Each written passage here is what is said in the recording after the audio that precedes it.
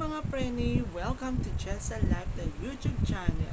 So, our next video today po ay maglalaro po ulit tayo ng online games na Clash of Clans. Ayun po. So, papanoorin nyo po yung paglalaro po ng Clash of Clans.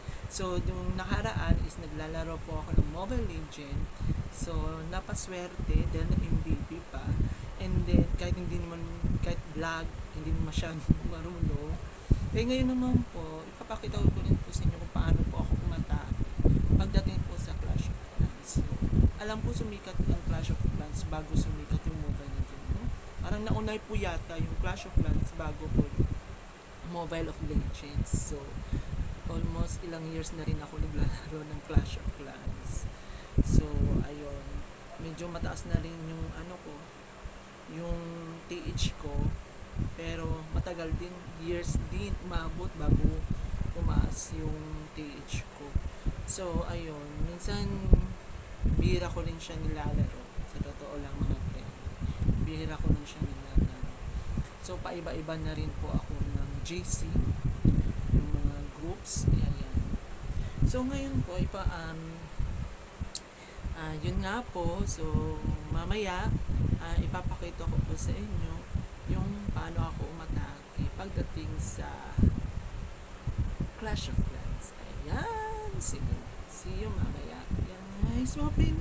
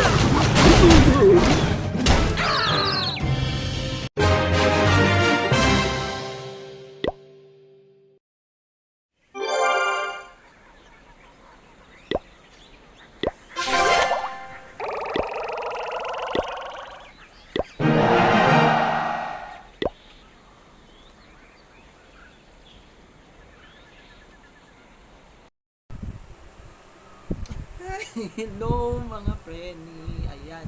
So, ayun, as you can see, napanood nyo po kanina yung pag-atake ko sa isang village. So, hindi siya na 3 star. Kahit pa paano, naka 2 star naman po siya. So, ayun.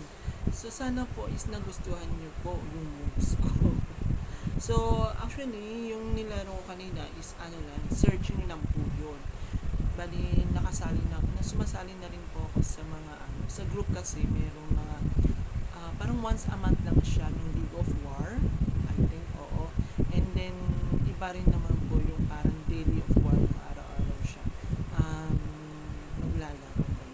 So may GC naman po ako sa kanila. So ayun, kahit pa paano okay naman po, okay naman kasama pag may problema, dinadaan lang sa usapan.